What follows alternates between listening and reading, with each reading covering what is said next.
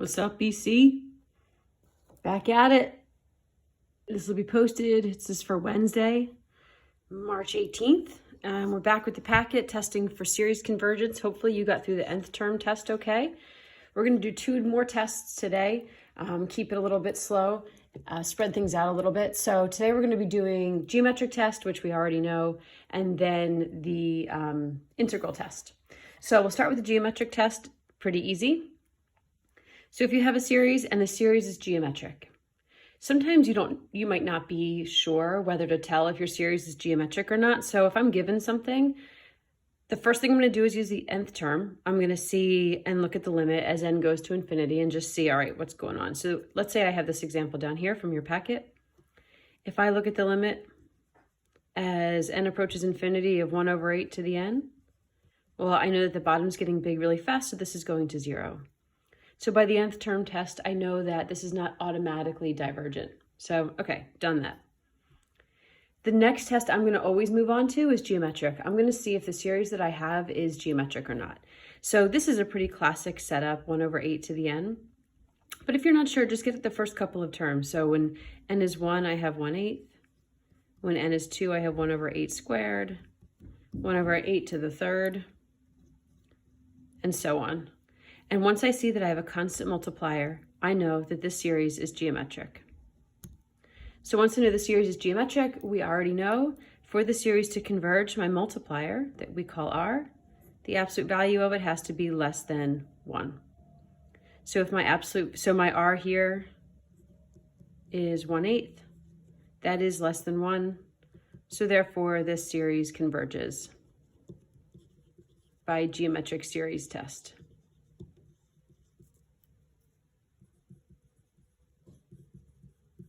Okay, nothing really new there. So if you're gonna put anything in this box to keep as notes, the series will converge.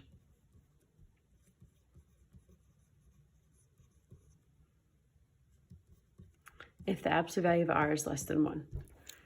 Cool, nothing new. So flip it over and let's talk about the integral test. So the reason why we did those improper integrals for like a day a few weeks ago was just so that we could do this integral test. So you might not even remember what the heck we did with improper integrals, but it's okay. I'll get you there. So basically the idea of the integral test is just that if I look at a series, that this series will, if I take the integral of the series, if the integral converges, so does the series. If the integral diverges, so does the series. So basically we're going to take examples of series and we're going to rewrite them as a function, so like replacing n's with x's basically, and just decide if that integral converges or not. So I'm going to go down to this example first. So let's say I want to know if the series converges or not. Well, still I would apply the nth term test first. So the first thing I'm going to do is say, by the nth term test, is there anything that we can do or conclude? So if I look at the limit as n approaches infinity of 1 over n root n, I still get 0. So the nth term test tells me I should keep going. I'm still going to try next to see if my series is geometric. In this case, if I start plugging in 1, 2, 3, 4, I'm going to get 1 over 1 root 1, 1 over 2 root 2, 1 over 3 root 3. When things go up consecutively like that, not the powers aren't changing, but just the bases themselves, then we don't have anything geometric. There is not a constant multiplier. So nope, this is not geometric. So then the third thing I'm going to look at is the integral test.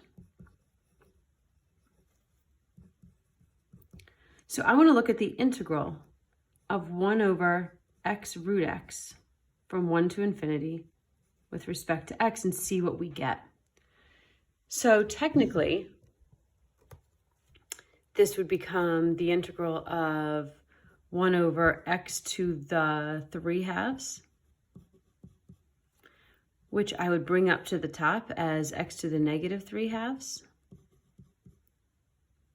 I would now integrate this. So I'm going to add 1 to the power.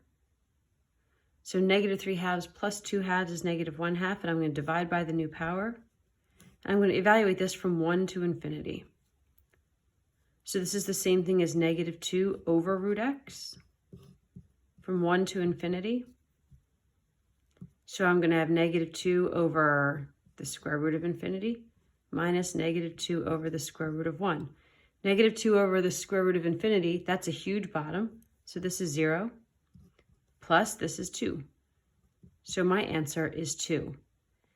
Because the integral converges to a number, the integral does not turn out to be infinity, well then the integral converges. So therefore, for the integral we have converges. And the integral test says, if the integral converges, that this implies that the series also converges. So generally, the integral test says, let's see if we're going to be official, I'm going to say, let some series equal some function. I'm supposed to now say, if the function represents a positive, continuous, decreasing function for all n bigger than 0, but that just means f of n has to be positive and decrease, which we'll have already figured out because the nth term test would have vetted that out. If the function wasn't decreasing, then the nth term test would have told us that the limit was infinity. So because this decreases, we're just saying that the function we're going to compare to has got to come down like that. So really the question is, does it come down fast enough for us to quantify the area underneath? So anyway, if we say our series is equal to some function, then the series of a sub n and the integral of f of n either both converge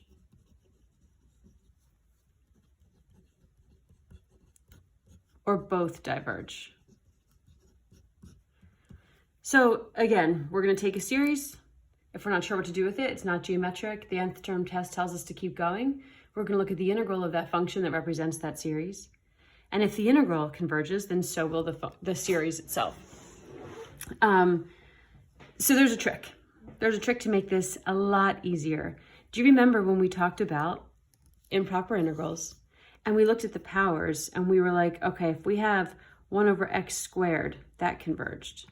If we had 1 over x to the third, that converged. Everything converged until we got to 1 over x. This diverged.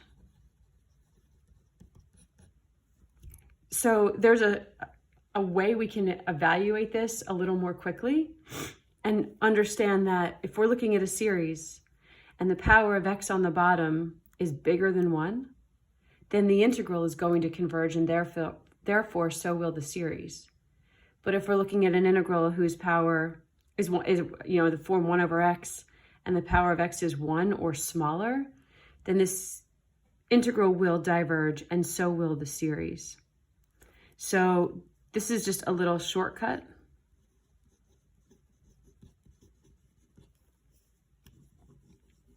That we call the p-test. And the p-test is basically, we're using the letter p to describe this. If we have the integral of 1 over x to the p, if p is greater than 1, the integral will converge. If p is less than or equal to 1, the integral will diverge.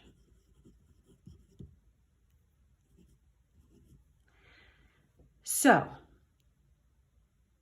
when we look at any problem, we really want to see, well, do we have a fraction? If we do we have 1 over x squared, 1 over x to the third, 1 over x to the fourth, because those are all fine. Those integrals will converge and then so will the series. Or do we have 1 over x to the first or 1 over x to the 1/2? In that case, the series will diverge. But if you notice in the example that we just did, it wasn't either of those things. It was 1 over n root n. Well, okay, so fine, rewrite it. You saw we rewrote it anyway over here. It was x to the 3/2. So I really can think about this series as 1 over n to the 3/2. So then I can think, oh, okay, this is just going to be a p-test problem. When I think about this integral, when I think about this series, I think about this integral. And as long as that power is bigger than 1, we're good. Our series is going to converge. If that power is less than 1 or equal to 1, our series is going to diverge. So if I gave you, just squeezing a little thing here, 1 over, x, not x, n to the 5th, as n going from 1 to infinity, the answer would be this converges, because by the p-test, the integral of 1 over n to the 5th will converge. So this will also converge. I hope I just said converge. Day 2, and I already hate these videos. Okay, anyway, down to this example. So what do we do when it looks a little bit more complicated? Well, guess what? This is where we get to do like magic math canceling that's totally algebraically unsound, but it is sound if we were to take a function all the way to infinity. So if I wanted to know if this converged or diverged, well, step 1, nth term test. If I were to look at the limit as n goes to infinity, the bottom would be growing bigger than the top. So nth term would tell us to keep going. This is not geometric, so geometric tells us nothing. So I'm going to try the integral test. Well, for the integral test, I'm hoping that I can just compare I'm going to have 1 over n. Well, guess what? Let me rewrite this as the integral of 6x squared over x to the 3rd plus 1. This little plus 1 on the outside has no significance on the bottom whatsoever. So this guy, I don't even need to worry about it. I really need to just be comparing this. So this is basically going to behave the same as 6x squared over x to the 3rd. Well, now, can't I just reduce? Isn't this the same as the integral of 6 over x? And isn't 6 just a multiplier that I can just bring out? So I really am looking at this. Well, this is a classic p-test type situation. We have 1 over x to a power. The power of x is 1. So this is going to diverge. Well, multiplied by a 6, it's still just going to diverge. So this integral is going to diverge. So therefore, the series is going to diverge also. So therefore, the series, 6n squared over n to the 3rd plus 1, also diverges by the integral test. Okay, especially with this remote learning, I'm trying to keep things as simple as possible, and that kind of is about it. You're just gonna look and see, let's do some reducing. So I know it says fun fact there. I know you're so excited. I'll get to that in 1 second, but let's just look at one other example. And I don't actually have any more paper. Here, I'll do that. So like if I said, I don't know,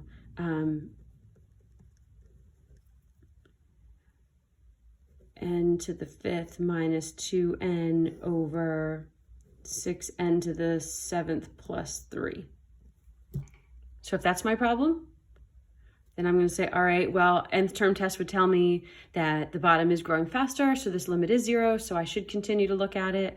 This is not geometric, so that doesn't help me, so let me look at the integral. The integral of x to the 5th minus 2x over 6x to the 7th plus 3 as x goes from 1 to infinity. Well, this plus 3, useless. Isn't going to make anything different. If I'm looking to infinity, a little plus 3 on the bottom isn't going to change anything. In fact, this term, minus 2x, is also not going to change anything. I'm going to always be concentrating on my lead terms. So let's reduce them. Let's pull out that 1/6. Let's reduce this to 1 over x squared. And there we go. P-test. Power of x is bigger than 1. So this integral will converge. So this implies that the series itself converges also. Amazing. So exciting. I know. I can tell. You're thrilled. Should I save the fun fact for tomorrow? I'm already 14 minutes in. You guys are probably pretty tired. I'll save the fun fact for tomorrow. So here's what I want you to do. I have a worksheet here of convergence test practice. I'm going to post it. And the ones that are circled in green are the ones that you can currently do. They're going to be either nth term test, geometric, or using integral test. There are 1, 2, 3, 4, 5, and I think there's 1 on the back. So I'll post these, try them for tomorrow, and we'll go from there. COVID-19. Hope you're doing okay. Bye.